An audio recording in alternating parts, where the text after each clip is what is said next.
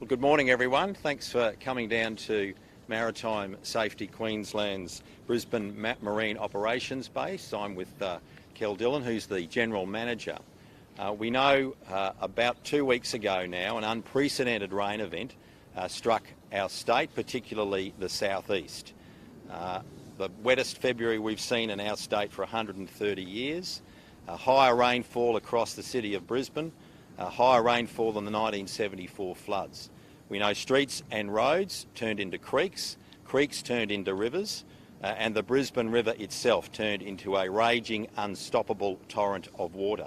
Now, a lot of Queenslanders are putting their lives back together now. Some of them are getting on with their life, but others are still recovering, cleaning out their property, their business. Some of them are still throwing away some deeply held memories that they had, particularly their photos and other things, personal possessions that cannot be recovered or restored. But we're getting on with the job, and we know that the Brisbane River itself remains a place of danger for navigation and for marine activity. We know there is danger lurking under the water in the Brisbane River, and we are working very hard to ensure that the river can get back to normal and we can restore marine activity on the river. Between Hamilton and the Port of Brisbane, there were 160 separate pieces of debris that were on or under the river, causing a risk to marine navigation.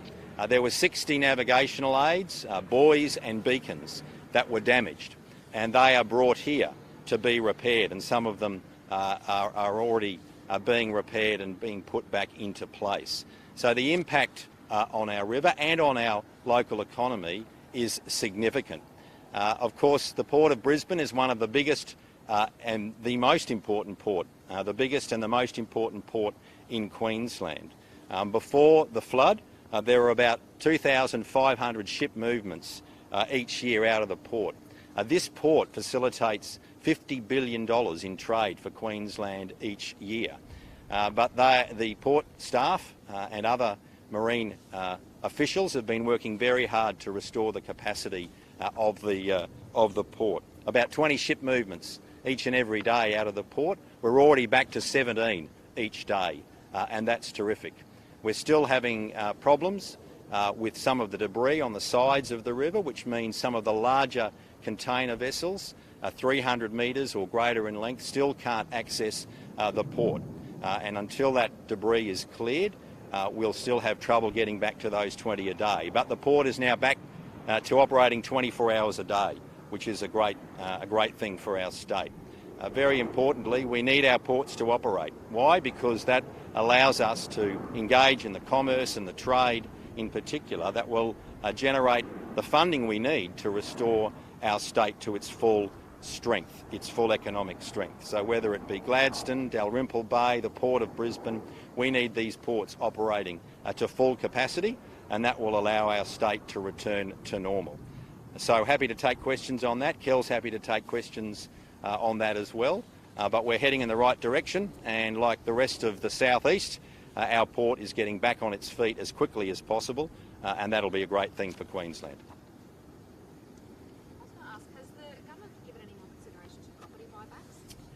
Not at this stage, but of course that's an ongoing task for us. We'll continue to work on that. The Deputy Premier has indicated that that's a matter that will continue to be considered by the government. We've done that before, but I think the challenge of that sort of project is to work with all levels of government. We've done it before with local government. We know local government's keen, so we'll continue to examine that and take action when we need to.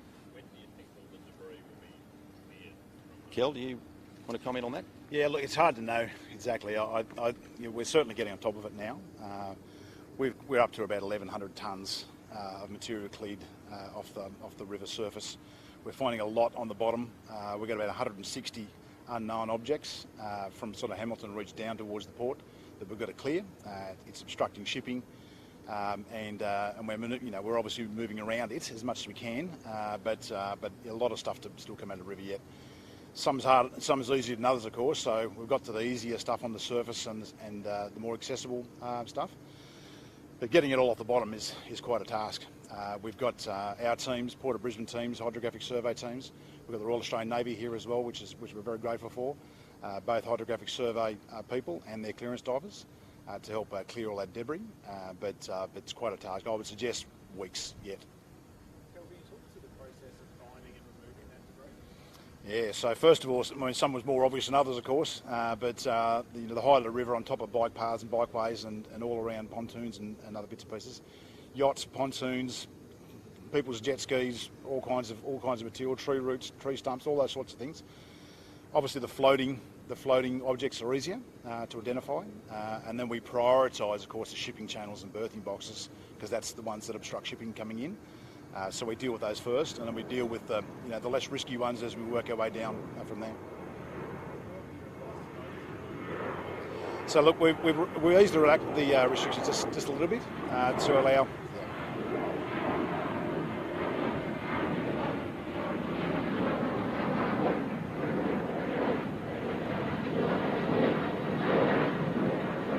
Might have to ask again.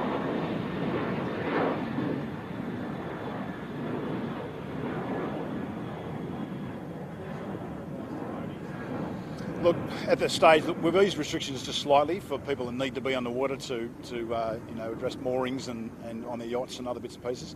Please still stay off the water. It's just too dangerous for recreational purposes. What we don't need, of course, is disaster tourism, people going around taking selfies with damaged equipment in the background. There's still a lot of debris on the water, on the surface or just below the surface. The currents are still high. The water's very, very dirty, and people being on the water obstructs our contractors and our own staff from getting about their important jobs that they need to do to help clear the river and the port. Sure.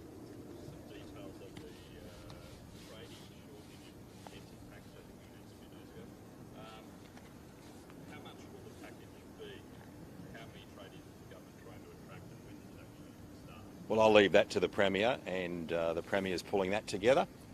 We'll do that as quickly as possible, but we've got a big challenge in Queensland at the moment. We've not only got the big building program that we're delivering as a state, that the private sector is still going extremely well, particularly with residential housing, and now we've got the challenge of rebuilding. So this is one of the mechanisms we're going to put into place to try and bring that skilled workforce to Queensland. We've got to use all the levers available to us to try and bring people to our state, but we will, to build the workforce we need. It's why we had the summit on Friday. One of the ideas that came out from the workforce summit we held on Friday, and we'll now look at some of the other ideas that have come to us from business, from unions, from industry, from educational institutions to work out what's the best way to restore the strength and expand the Queensland skilled workforce.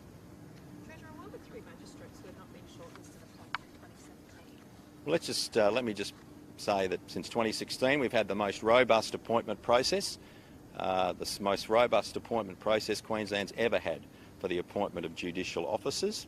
All of those judicial officers are appointed on merit, including the women that have been appointed. And I also want to make this point, having worked in the legal profession, having been a barrister, having been at the bar, I know how hard it is for women to progress. It is a challenge for them. And it's been disappointing to see their appointments drawn into question. They are outstanding judicial officers.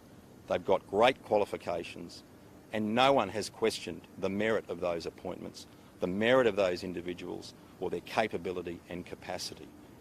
And it's very important that we respect our judicial officers. We acknowledge that they are qualified and they are delivering according to law, and that's very important.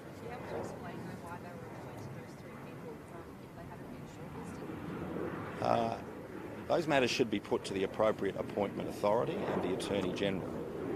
But what is the point you are making? That they're unqualified, that they shouldn't have been appointed? No, I'm just curious because there was a list of 20 and 3 of those people weren't on the list. Well, all of them are qualified. The legislation in Queensland sets out the qualification of judicial officers in this state. All of them satisfy that. All of them are merit-based appointments. And all of them are doing a very fine job in their capacity as judicial officers in Queensland. And they should be they should be respected for the work that they do, particularly the female members of our judicial profession in Queensland. Were you concerned at all to learn that the government had routinely handed judicial postings to figures with strong links to the party? Not at all. Can I say that is a terrible slur on those individuals. It's a terrible slur on those individuals. They've all been appointed on merit, particularly the women, that now comprise a very important section of the judiciary. I know there's been no criticism of Magistrate Rowan, who was just recently appointed a magistrate in Bundaberg. Magistrate Rowan, of course, is Dr. Christian Rowan's sister. He's the LNP member for Moggill. He's the shadow Minister for Education. No one's questioning her appointment, and I question that, why there was no questions about her. I don't question her appointment, but some media outlets want to start questioning these appointments. The current Chief Justice, the proposed Chief Justice, who'll replace Chief Justice Catherine Holmes. Of course, she was appointed by the LNP to the District Court. There's been no criticism of her appointment. So those individuals haven't been criticised, and I don't think others should be criticised either. Any other questions? All right, thanks very much. We're going to have a look at some of the debris now.